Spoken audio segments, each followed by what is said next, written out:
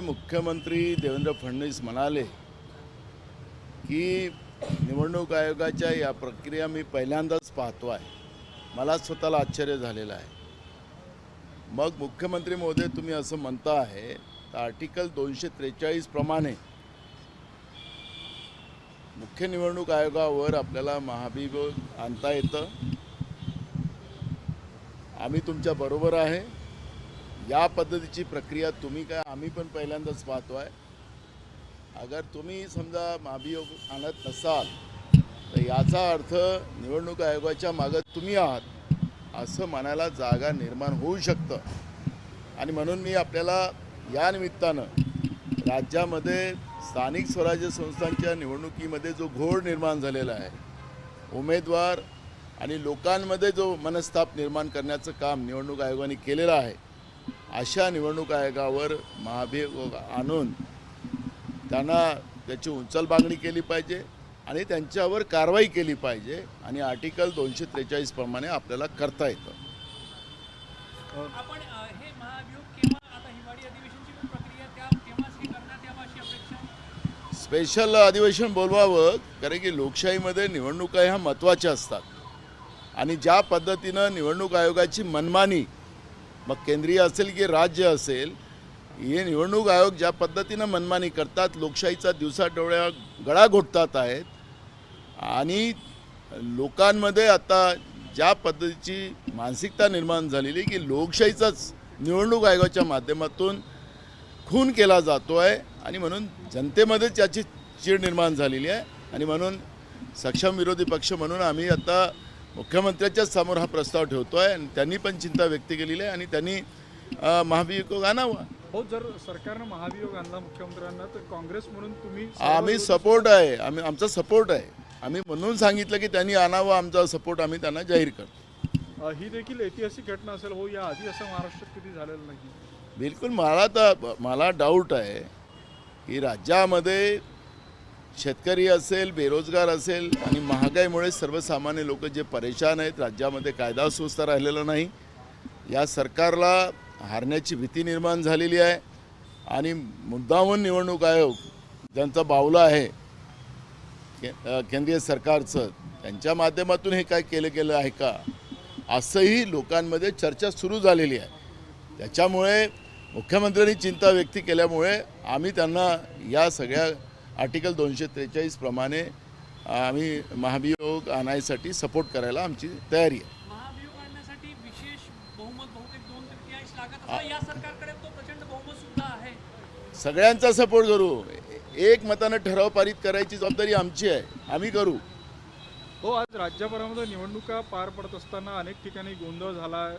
भाजप राष्ट्रवादीचे कार्यकर्ते समोर आले, कुठं बोगस मतदार, कुठे ईव्हीएमचा घोळ, असे वेगवेगळे। बुलढाण्यामध्ये बोगस मतदानाच्या घोळ समोर आला, त्यावेळेस जे तिथले संजय गायकवाड यांच्या मुलांनी जे आहे त्या बोगस गोंधळ हे केला, त्यावर ते मी तुम्हाला सत्तेमध्ये बसलेल्या सगळ्यांच्या वतीनं ज्या पद्धतीनं बूथवर पैसे वाटवून प्रशासन, पोलीस प्रशासन, महसूल प्रशासन डोळे उघडे करून पाहत होते, या पद्धतीची भयानक परिस्थिती, भयावह परिस्थिती, प्रशासनच घाबरत होतं, अशा पद्धतीची स्थिती निर्माण झालेली आहे। सत्तेचा माज या निवडणुकीमध्ये काल रात्री पण अनेक ठिकाणी याचे पैसे पकडले गेलेले आहेत। आपण पाहिलं की निलेश राणेंनी भाजपचे पैसे पकडून दिलेले आहेत, भाजपनी शिवसेनेचे पैसे पकडून दिलेले आहेत, अनेक जिल्ह्यामध्ये या पद्धतीची कारवाई झालेली आहे आणि बूथवर मतदानाच्या वेळेस सुद्धा पैसे वाटण्याचं काम त्या ठिकाणी झालेलं आहे।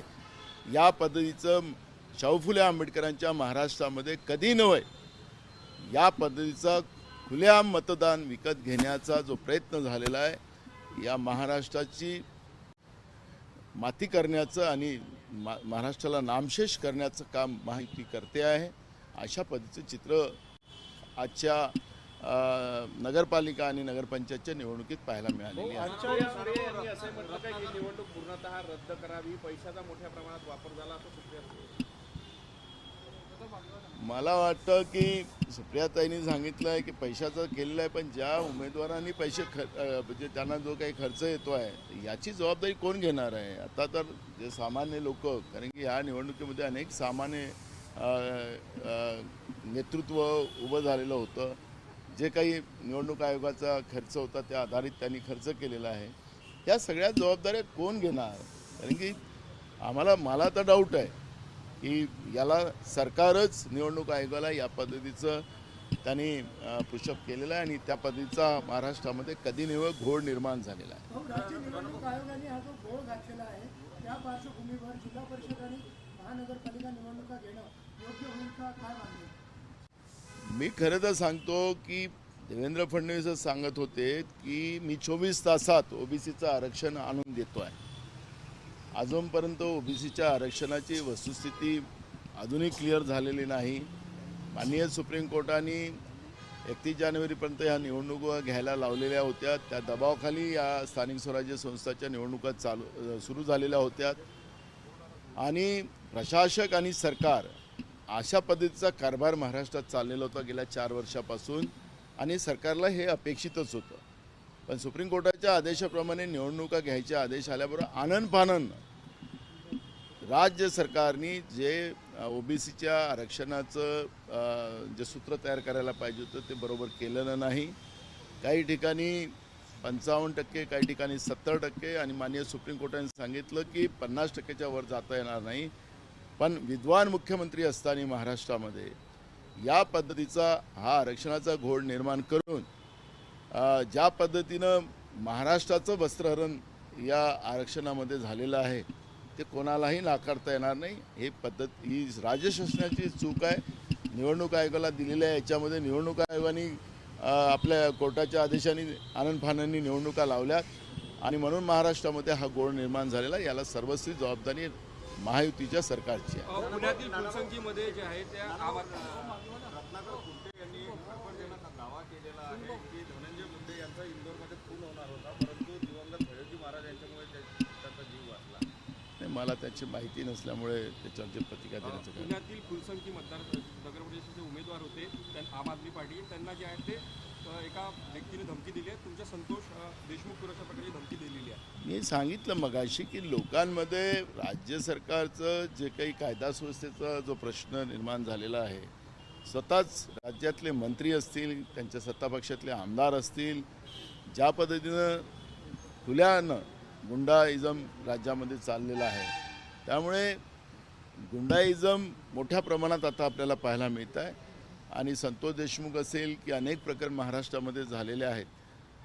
परवा ती सातारा जिल्ह्यामध्ये फलटणमध्ये झालेली डॉक्टर मुंडेंचा जो खून आहे आणि मुख्यमंत्रीच त्याला क्लीन चिट देत आहेत. अशा पद्धतीनं जे काही महाराष्ट्रात चाललेलं आहे, गुन्हेगाराला ताकद देणं हे सरकारचंच धोरण आहे आणि त्याचा परिणाम आहे की महाराष्ट्रात कायदा सुव्यवस्था राहिलेला नाही. महाबू, आजच्या मतदानावरून काय वाटतं तुम्हाला, काँग्रेससाठी किती महत्त्वाचं असेल आणि काय कामगिरी असेल काँग्रेसची? मला आता तर एक चिंता अशी झालेली आहे की उद्या रिझल्ट होता.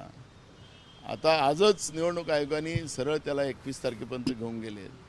त्यामुळे हे सगळे संशयाच्या भोवऱ्यात येत आहे आणि हे सगळे संशयाच्या भोवऱ्यात येत असताना पुढं काय होईल. पण उद्या निकाल आले असते तर महाराष्ट्रात सगळ्यात मोठा पक्ष काँग्रेसच आला असता. आता तुम्हाला शंका आहे मतदानाची जे तारीख आहे तेच म्हणलं ते हे कुणाच्या आशीर्वादाने झालं काय झालं हे प्रश्न आहे. म्हणून मुख्यमंत्र्यांनी आमचा जो मूळ प्रश्न आहे की मुख्यमंत्र्यांनी जी चिंता व्यक्त केलेली आहे की मी कधी नाही असं पाहिलेलं आहे निवडणूक आयोगाचं कार्य.